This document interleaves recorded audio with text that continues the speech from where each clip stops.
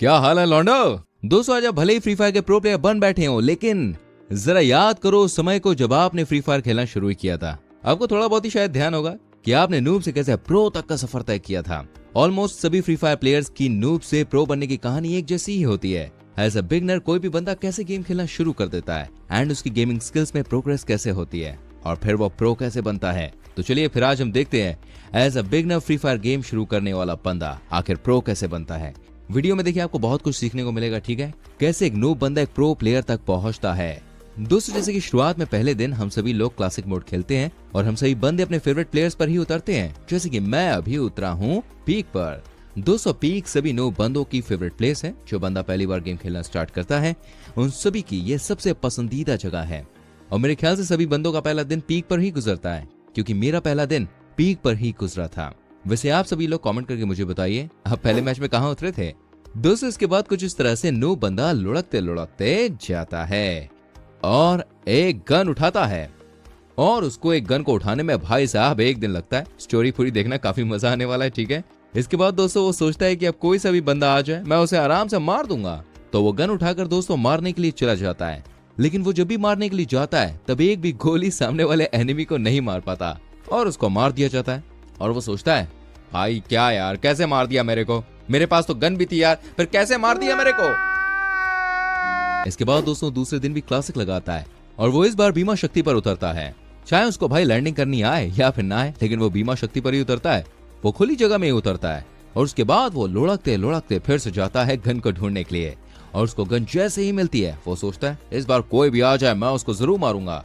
Noob बंदे को gun का कॉम्बिनेशन भी पता नहीं रहता है और वो लुढ़कते लुढ़कते बंदों को ढूंढने के लिए निकल पड़ता है और गन मिलते ही डायरेक्ट एनिमी ढूंढने लगता है। मतलब वो लुंगी स्टाइल में ही बंदों को ढूंढता है। वो हाई स्पीड में नहीं दौड़ पाता है क्योंकि दोस्तों वो एक बिगनर है, इसीलिए वो इसी स्टाइल में एनिमी के पास जाता है और जैसे ही वो एक बंदे को मारता है इसके बाद वो सोचता है कि अभी भी वो बंदा नहीं मरा है, इसलिए वो उसके लूट बॉक्स को ही मारना स्टार्ट कर देता है। वो सोचता है कि मैं इसे इतना मार रहा हूँ फिर भी यार ये मर क्यों नहीं रहा। और जब वो बॉक्स पर फायर कर रहा होता है तभी पीछे से भाई कोई उसे एक ही गोली में मार देता है। उसके बाद आता है डे 3 और उसमें भी वो क्लासिक लगाता है। इसके बाद वो सोचता है कि यार मेरे से सोलो में तो कुछ हो नहीं पा रहा है, तो क्यों ना मैं स्क्वाड लगाऊं। अगर स्क्वाड होगा तो मैं अपनी टीममेट से बात भी कर पाऊंगा और किसी से फ्रेंडशिप भी करूंगा, और अगर मेरा टीममेट अच्छा खेलता होगा तो वो बुया भी दिला सकता है। लेकिन दोस्तों ऐसा नहीं होता, क्योंकि उसका टीममेट भी उसी के जैसे आता है। उसके बाद उसको जैसे ही गन मिलती है वो तुरंत दौड़कर बंदे को मारने के लिए जाता है। तब तक उसको थोड़ा बहुत दौड़ना आता है, मतलब वो जो लुंगी स्टाइल में चलता था ना, वो अब धीरे धीरे भाई साहब इंप्रूव होने लगा। लेकिन अभी भी वो गन पकड़ कर ही दौड़ता है। इसके अलावा वो जिसको भी डाउन करता है उसको सीधा मार देता है। साथ ही अगर उसका कोई टीममेट डाउन होता है तो वो उसको सबसे पहले बचाता है, वो एनिमी को नहीं मारता।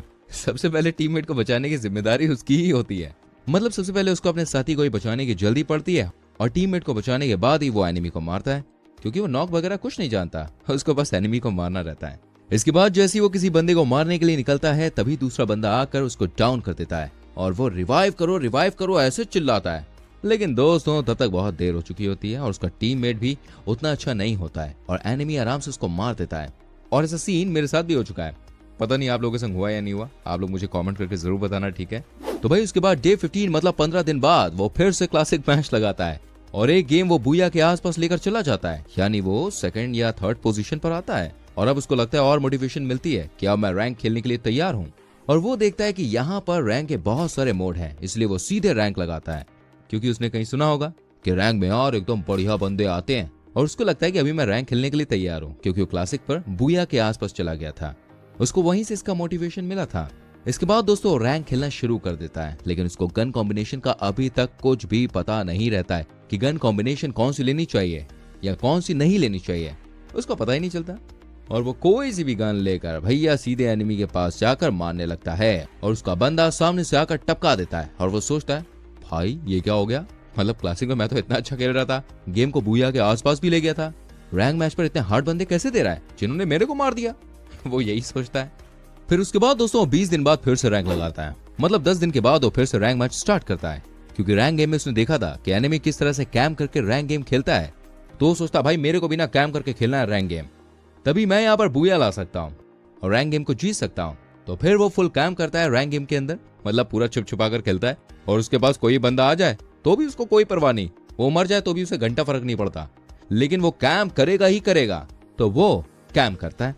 उसके 30 दिन बाद उसने सोचा कि अगर मेरे को रैंक गेम जीतना है तो भाई मैं फैक्ट्री की छत पर चढ़कर ही जीत सकता हूँ। और वो फैक्ट्री के ऊपर ही कैंप करता रहता है जब तक जोन नहीं आता, क्योंकि उसको रैंक प्लस करना होता है। और उसके दिमाग में एक ही चीज चलती रहती है कि उसको रैंक किसी भी हालत में प्लस करनी है, क्योंकि वो सोचता है कि रैंक प्लस करूंगा तो मैं भी प्रो प्लेयर बनूंगा, वरना मैं कुछ भी नहीं हूँ। मेरे को कैसे भी हीरोइक करना है और मेरे को इस तरह से सर्वाइव करना ही होगा। मतलब वो सोचता है कि मुझे फैक्ट्री के ऊपर ही सर्वाइव करना होगा, ठीक है।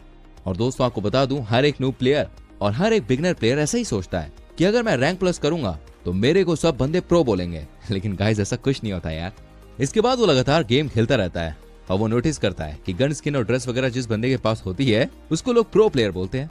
तो वो भी प्रो प्लेयर की तरह भाई गन स्किन और ड्रेस वगैरह खरीदना स्टार्ट कर देता है। और उसके बाद उसके गेम प्ले में कुछ ऐसा इंप्रूवमेंट आता है